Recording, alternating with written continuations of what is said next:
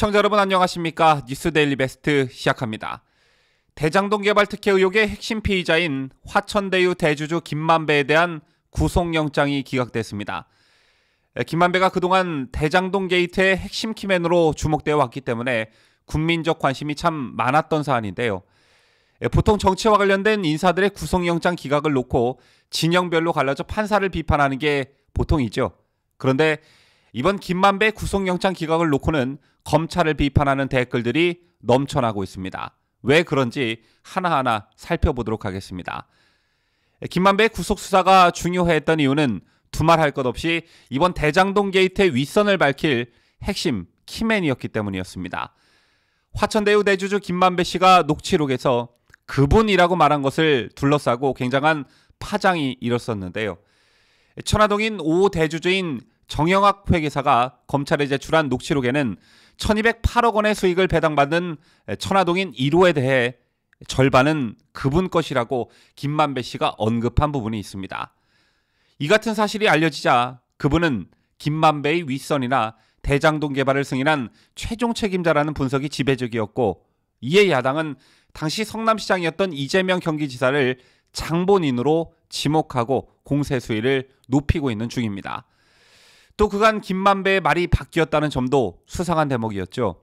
당초 김만배는 그분이라는 말을 한 적이 없다라고 부인했습니다. 그러다가 검찰 조사를 받은 뒤엔 사업자 간의 갈등이 번지지 못하게 하려는 차원에서 말했다라며 말을 바꿨습니다. 그리고 장시간 조사를 받아 정신이 없어 질문 취지를 제대로 이해하지 못하는 것이라고 또 자신의 말을 뒤집었습니다. 이런 가운데 또 다른 키맨으로 불리는 천화동인 4호 대주주인 남욱 변호사는 JTBC와 인터뷰에서 저희끼리는 형 동생이었다며 김 씨가 가장 큰 형이라고 밝힌 바 있죠. 남 변호사는 또 김 씨가 말한 그분은 유동규 전 성남도시개발공사 기획본부장에게는 쓰지 않았던 표현이라고도 했습니다. 더군다나 김만배는 유동규보다 4살이 많기 때문에 상식적으로 그분이라고 부를 이유가 없죠.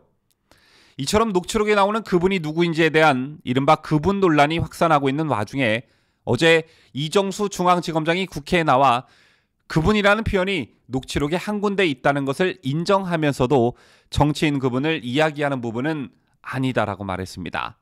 즉 이재명은 아니라는 거죠. 어떻게 수사를 다 하지도 않고 유동규 휴대폰 하나 제대로 확보 못해 쩔쩔쩔 매면서 또 핵심 키맨으로 불리는 남욱도 미국에서 안 왔는데 단정적으로 이재명은 아니다라고 말할 수 있는지 여러분은 이정수 중앙지검장 말을 신뢰할 수 있으십니까? 자, 조금 전에 제가 김만배의 구속영장이 기각됐다는 기사에 보통 같으면 영장을 기각한 판사에 대한 비판 댓글이 줄을 이었을 테지만 무슨 일인지 검찰에 대한 비판 댓글이 넘쳐나고 있다는 말씀을 드렸습니다. 왜 이런 말이 나오냐면 판사한테 책 잡힐 일을 검찰이 했다고 보는 시각이 많기 때문입니다. 서울중앙지법 문성관 영장전담 부장판사는 이렇게 말하면서 구속영장을 기각했습니다. 피의자의 방어권을 보장할 필요성이 큰 반면에 피의자에 대한 구속의 필요성이 충분히 소명되었다고 보기 어렵다. 이렇게 설명했습니다. 도주의 우려가 있다거나 증거인멸의 가능성이 있다거나 이런 게 아니라 검찰이 방어권을 보장해주지 않았고 김만배 이 사람을 왜 구속해야 하는지 입증이 안 됐다는 건데요. 이날 영장심사에서 검찰과 김만배 측 변호인은 이른바 정영학 녹취록의 신빙성과 범죄 성립 여부를 두고 치열하게 대립한 것으로 전해졌습니다.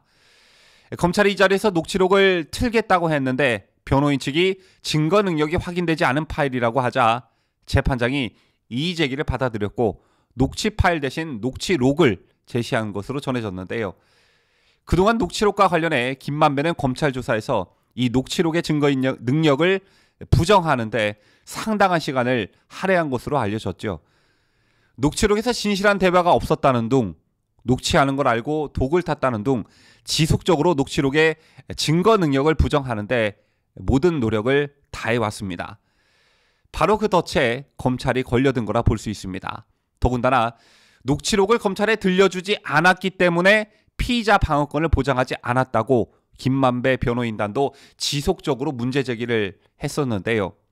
언론에 거의 다 보도된 녹취록을 왜 들려주지 않아서 책 잡힌 건지 도통 이해가 가질 않습니다.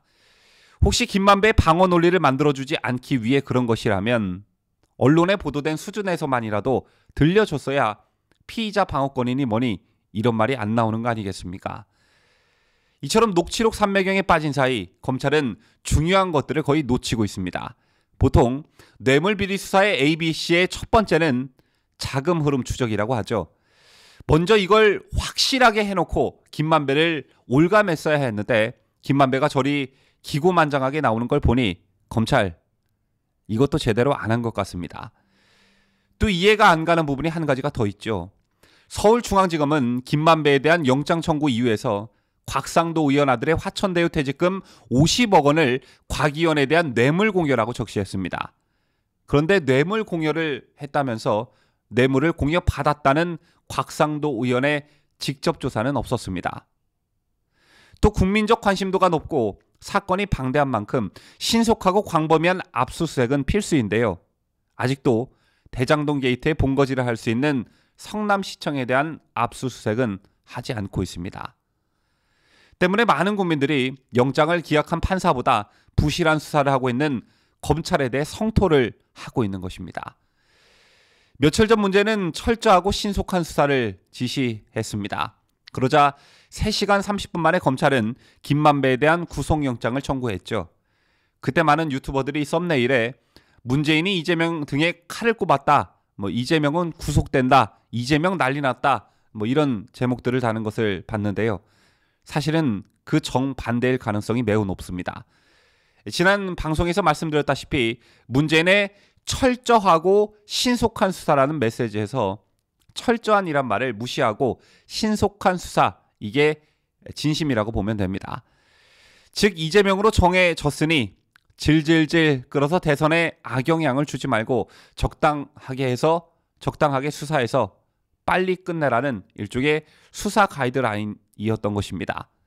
그렇지 않고서야 검찰이 공수처 마냥 막 신장 개업한 애들도 아니고 이런 수사 한두 번 하는 것도 아닌데 이따위로 수사할 리 만무합니다. 지금까지 저는 자유대한민국을 수호하는 뉴스데일리 베스트 민앵커였습니다.